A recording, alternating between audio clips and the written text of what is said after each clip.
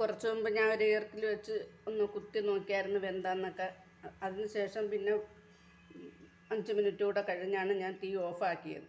ഇപ്പോൾ നമ്മളെ കിണ്ണത്തപ്പമൊക്കെ നല്ലതുപോലെ വെന്ത് നല്ല പരുവത്തിലാക്കി കിട്ടും. ഇതിനി നമുക്ക് ഇളക്കിയെടുക്കാം.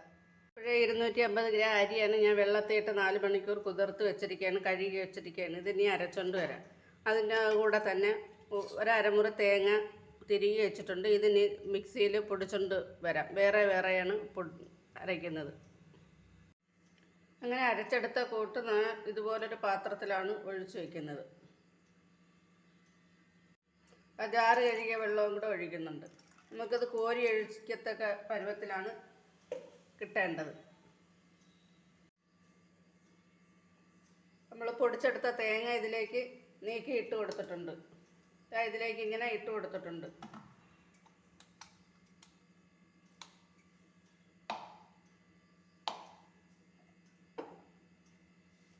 ഇനി ഇതിലേക്ക് ഒരു നുള്ളു ഉപ്പ് ഇട്ട് കൊടുക്കാം. ഉപ്പ് ആവശ്യത്തിന് വേണ്ട, ഒരു നുള്ളു ഉപ്പിട്ടാൽ മതി. കാര്യം നമ്മൾ പഞ്ചസാര ഇടുന്നതാണിത്. ഇനി ഇതിലേക്ക് 1 സ്പൂൺ പഞ്ചസാര ഇടാം. നമ്മൾ ചേർക്കേണ്ട സാധനങ്ങളെല്ലാം ചേർത്തിട്ടുണ്ട്. ഇനി ഇത് നല്ലതുപോലെ ഒന്ന് ഇളക്കി കൊടുക്കാം. നല്ലതുപോലെ ഇളക്കി തേങ്ങയെല്ലാം എല്ലായിടവും പിടിക്കത്തക്ക രീതിയിൽ ഒരുപോലെ കിട്ടത്തക്ക രീതിയിൽ നല്ലതുപോലെ ഇളക്കി യോജിപ്പിക്കാം. എല്ലാം നല്ലതുപോലെ ഇളക്കി യോജിപ്പിച്ചിട്ടുണ്ട്. ഇതിനി 6 മണിക്കൂർ അടച്ച് വയ്ക്കാം റെസ്റ്റ് ചെയ്യാനായിട്ട്. അപ്പോഴാ ചാനലെല്ലാവരും ഒന്ന് സബ്സ്ക്രൈബ് ചെയ്ത് ലൈക്ക് ചെയ്ത് സപ്പോർട്ട് ചെയ്യണേ. അപ്പോൾ ഇത് ഞാൻ 6 മണിക്കൂറിന് ശേഷം എടുത്തിരിക്കുകയാണ്. അപ്പോൾ ഇതുപോലെയാണ് കിട്ടിയിരിക്കുന്നത്. ഇച്ചിരി കൂടെ വെള്ളം വേണം. അപ്പോഴപ്പോൾ നമുക്ക് കുറച്ച് പാലൊഴിക്കാം. കുറച്ച് പാലും കൂടെ ഒഴിച്ചിരിക്കുകയാണ്. അപ്പോൾ ഈ പരുവത്തി വേണം നമുക്ക് കിട്ടാൻ. ഇങ്ങനെ കോരി ഒഴിക്കത്തക്ക പരുവത്തി വേണം കിട്ടാൻ. ഇനി ഇതിലേക്ക് ഒരു നുള്ളു സോഡാപ്പൊടി കലക്കി ഒഴിക്കാം.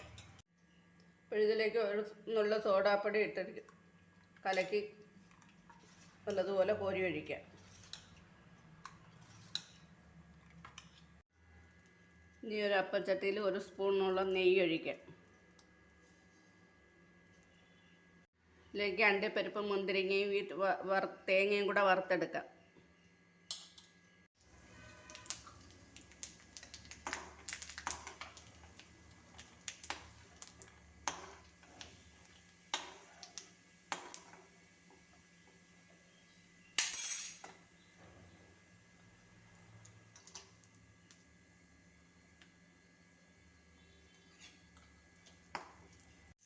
അണ്ടിപ്പരിപ്പിൻ്റെ കൂടെ തന്നെ മുന്തിരിങ്ങയും കൂടെ ഇട്ട് കൊടുത്ത്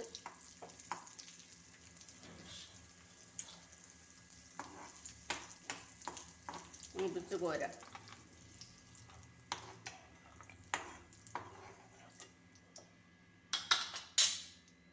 ഇതിൻ്റെ പകുതി വീതം മാവിലേക്ക് ഇട്ട് കൊടുക്കാം. പകുതി നമുക്ക് ദാനിക്കാനായിട്ട് വയ്ക്കാം. മാവിലേക്കിട്ട് ഇളക്കാം.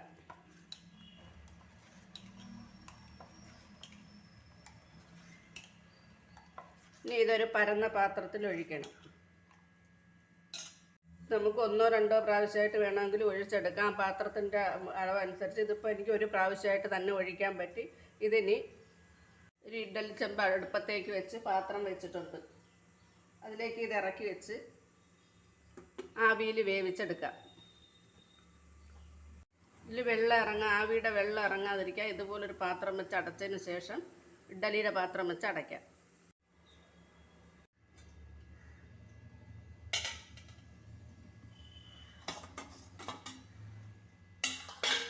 ഇപ്പോൾ നമ്മളെ കിണ്ണത്തപ്പം ഇവിടെ റെഡി ആയിരിക്കുകയാണ്. നമുക്കിത് അങ്ങോട്ട് മാറ്റാം. ഇപ്പോൾ കാണുമ്പം തന്നെ അറിയാം, അരിയൊക്കെ ഇളവി വിണ്ടിരിക്കുകയാണ് പാത്രത്തിൽ നിന്ന്. ഇനി നമുക്ക് പതുക്കെ ഇളക്കിയെടുത്താൽ മതി.